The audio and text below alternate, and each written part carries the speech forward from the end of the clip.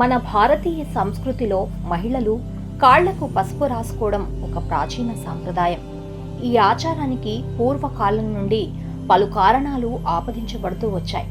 అయితే ఆధునిక కాలంలో ఈ ఆచారం కేవలం సాంప్రదాయానికి మించి అనేక ఆరోగ్య ప్రయోజనాలను కలిగి ఉందని శాస్త్రీయంగా నిరూపితమవుతోంది.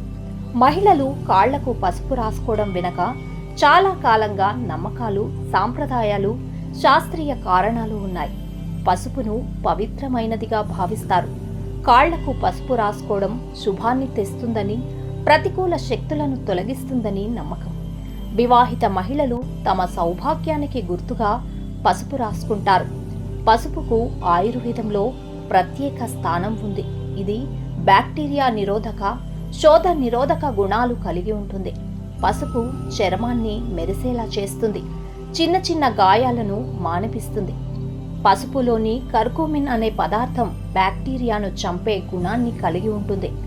కాళ్లకు పసుపు రాసుకోవడం వల్ల ఇన్ఫెక్షన్లు రాకుండా కాపాడుతుంది. పసుపు వాపును తగ్గించే గుణాన్ని కలిగి ఉంటుంది. ఎక్కువగా నిలబడడం వల్ల కలిగే కాళ్ల నొప్పులు, వాపులను తగ్గిస్తుంది. పసుపు చర్మాన్ని మాయిశ్చరైజ్ చేస్తుంది.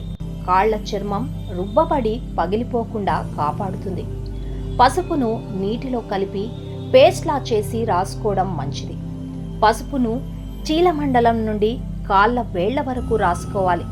పసుపు ఎండిపోయే వరకు కాళ్లను నీరు తగలకుండా ఉంచాలి. కొంతమందికి పసుపు అలర్జీగా ఉండవచ్చు. అలాంటి వారు పసుపును ఉపయోగించకూడదు. పసుపు రాసుకోవడం ఒక సాంప్రదాయం మాత్రమే కాదు, అనేక ఆరోగ్య ప్రయోజనాలు కూడా కలిగి ఉన్నాయి.